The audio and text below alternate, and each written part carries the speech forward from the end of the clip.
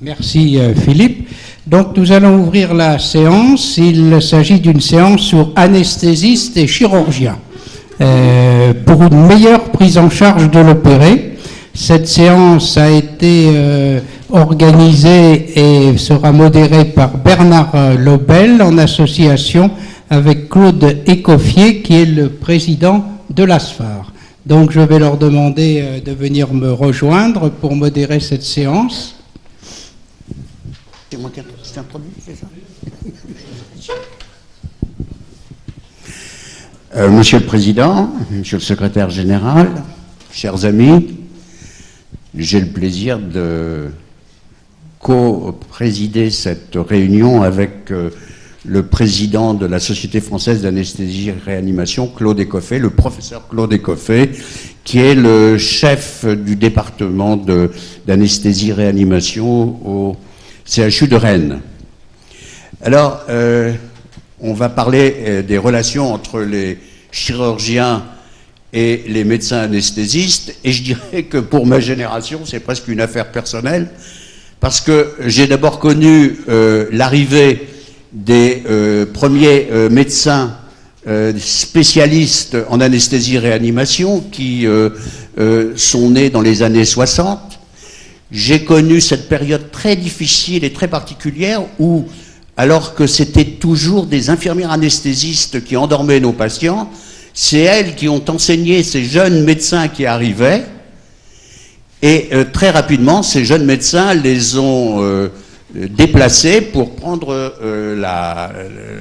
l'action qui était d'endormir les malades. Ça a été parfois assez douloureux.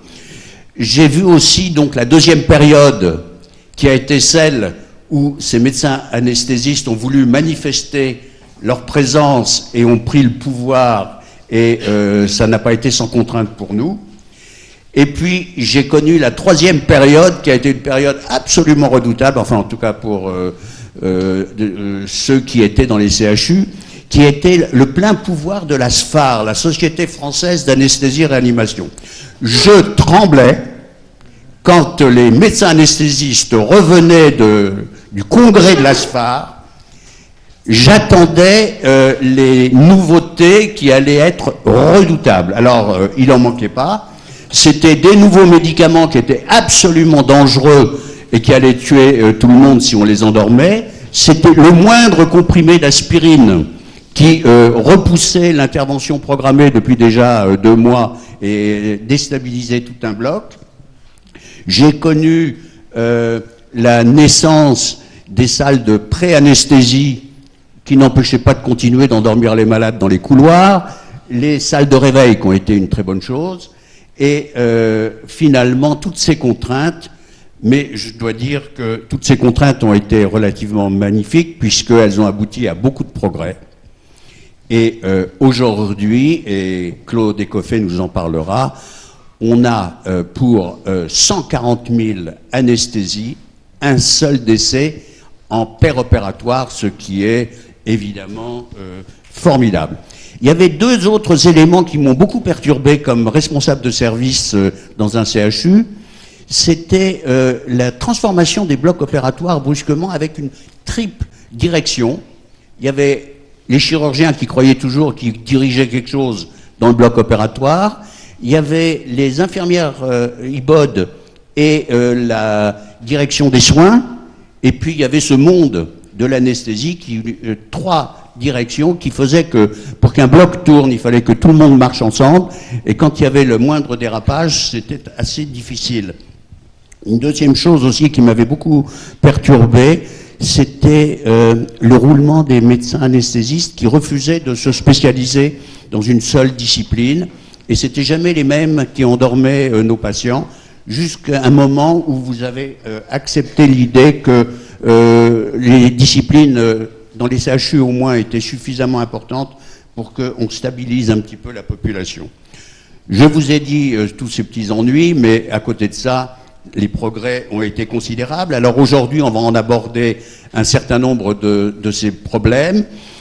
D'abord, la démographie des médecins anesthésistes et réanimateurs comparée à celle des chirurgiens avec ces grands problèmes que ça pose.